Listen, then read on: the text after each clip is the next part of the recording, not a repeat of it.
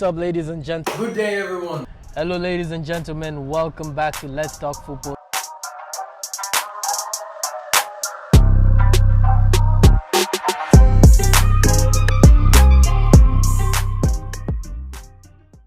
How do you prepare yourself mentally for like a big game? A big game or a big moment? A big moment or a big game? Any of the two. I mean, or those ones that with high level of competition. Yeah. High solid competition. yeah, I mean, the key for me nowadays, and look, I still don't always do this, but you need to treat every match the same.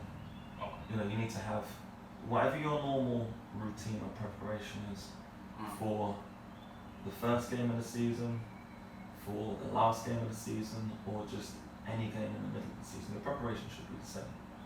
You know, you want everything to be as normal as possible. You know, whether it's a high stakes game or a low stakes game. You know, if you want to maintain your performance level, you need to do everything you would normally do.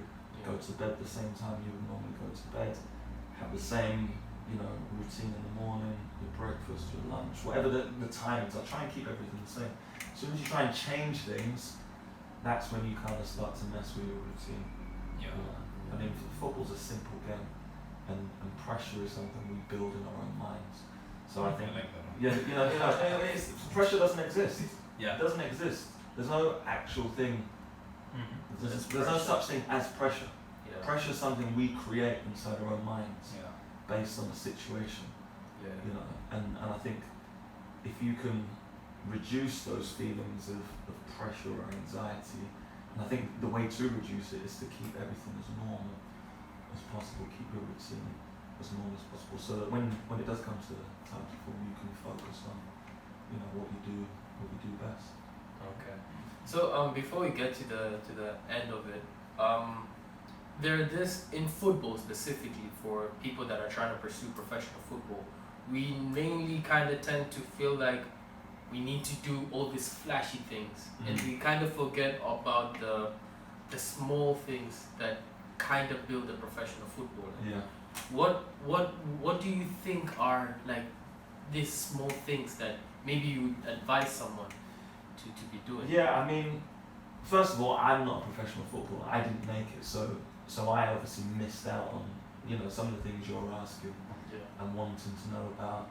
I didn't know about at your age, and perhaps I still don't know about now because I've not been in that environment. I can imagine, you know, there's things that I know now that I wish I knew when I was younger that would have helped me.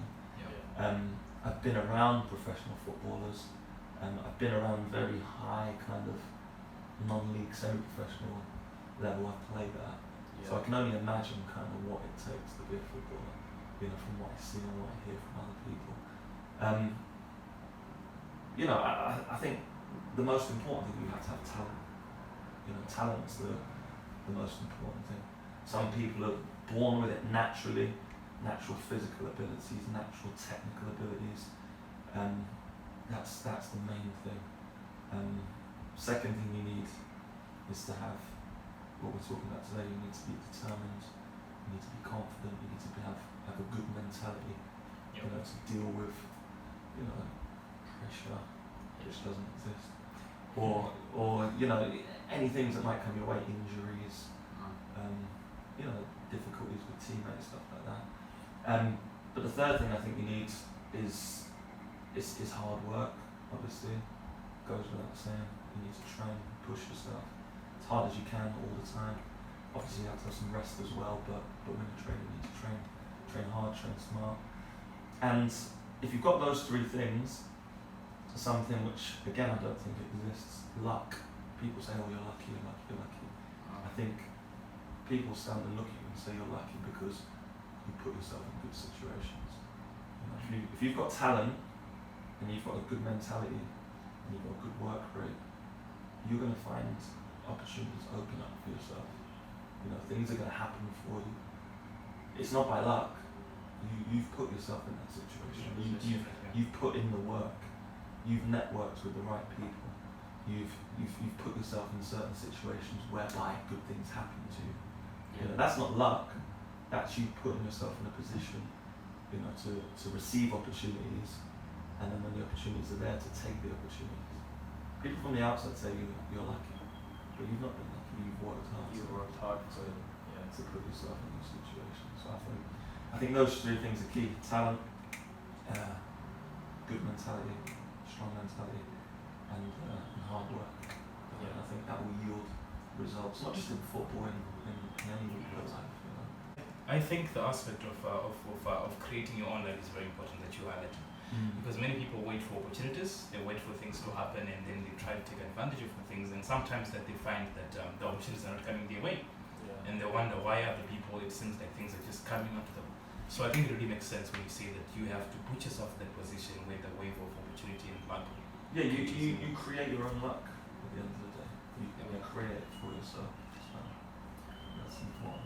Okay, so I think you kind of touched on to the last question that I was going to ask you, which was to any of the young people that are watching this right now that want to become a professional footballer, what would you advise them? So I think you kind of touched on to it, unless you have anything else to I add. think my main thing would be whether you want to play professional football, amateur football, pick-up football, whatever it is to find your level. Now, it can take a long time to find your level. It can take months, it can take years. But it's, you obviously have a goal in your head, you have a target in your head. But that target needs to be realistic. You need to go and see what it is you think you want to do. So if you think you want to be a T3 player in Thailand, you need to go and watch some T3 football and watch it and study it and understand it. And first of all, work out, is that the level for you or not? If you want to be an English Premier League football player, you need to have been to the grounds, watched the games, again, felt the atmosphere to understand, is this the level for me? If you want to just play casual league football or pick up football, again, the first thing to do would be to go and watch, go and see, work out, is this level for me? Is it the right level or not? Once you've worked out the level that you think you want to play at, then go in there with a clear idea about what the expectation is for that level, and work hard at that level. But the key thing is you need to be playing. I think lots of young players spend a lot of time on the bench or chasing something which perhaps isn't attainable. And I think it's all about finding your level and playing. You can only develop through good quality training or through playing. That's when you learn the most. Through games. You need to be playing, and it doesn't matter what level you're playing at. If you're playing, and the competition is good for you, or in and around your level, then you're going to improve.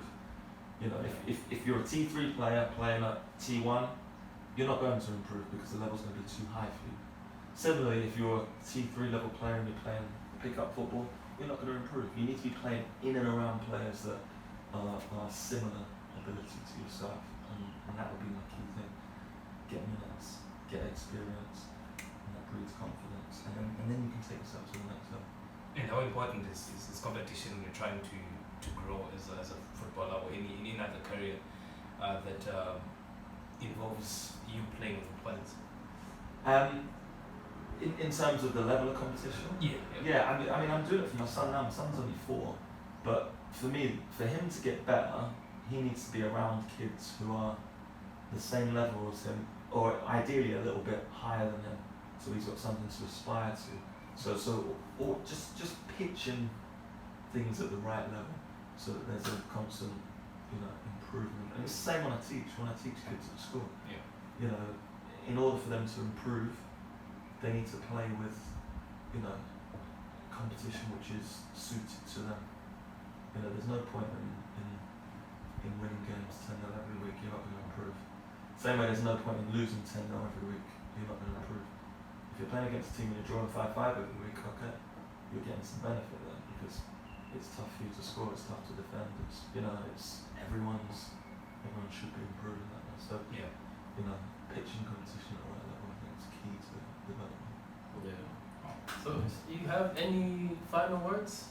Well, honestly, I was just drawing out the wisdom that I was talking about, the things I was talking about. Honestly, I've got a number of key points, especially the one that has to do with experience and confidence. I think that was very important as well. Even as a footballer, of course, I'm not into football, but the way you explain them, I think they are very important. That so many people aspire to reach a certain level, but they're not exposing themselves out there. Make sure they do the work or actually play the games. Like you could be sitting on the bench, but the more you sit on the bench, I mean, time is moving. I believe football has a certain age span. Yeah. Time is moving, and then by the time you're going to get an opportunity, chances are you might not be as ready. Maybe it's good because you've been sitting for so long and you've not been putting yourself out there. So the best way to improve or to get better is by putting yourself out there, and competition, which was the point that I was talking about. Yeah. That when you play with people that are a little bit level higher than you, it challenges you to grow. It stretches you because you're not in your comfort zone. But when you play with people that are not as good as you, you might feel like you're doing so well, but you're not growing. Yeah. Right. So I think that's what I can say. But I think mental toughness is very important because football comes with its own challenges, like pressure, which you create in your own mind, which I think is very important because sometimes we put ourselves under unnecessary pressure. Yeah. And of course, because of expectations and the society and all those kind of things. But I think mental toughness is very important in any arena of life. I think it's just important for you to have a strong. And again, just to say, I'm no expert at any of this stuff at all, and it's just it happens with age and with experience and with time. You can look back and see, well, I did that well, I didn't do that so well. That is something perhaps I would change. But for you guys, young guys, it's difficult because you've got lots of different things going on. Yeah. Lots of different outside influences. You've got your own ideas on what you want to do and what you want to achieve. But setting yourself goals and working out what you need to do to achieve those goals, and then being focused. That's certainly gonna help you a lot. All right. So I hope to everyone that is watching, I hope that you got a thing or two, and I hope that you feel inspired. If there was something that you wanted to do and that you were sleeping on it, I hope now you got a wake-up call to get to it. And leave a comment down below. Tell us what you think. Let us know what message to you was very crucial. And I think that will be it. Cheers, guys. Thank you. Appreciate it. Nice one. Cheers. Thanks. Cheers. Okay.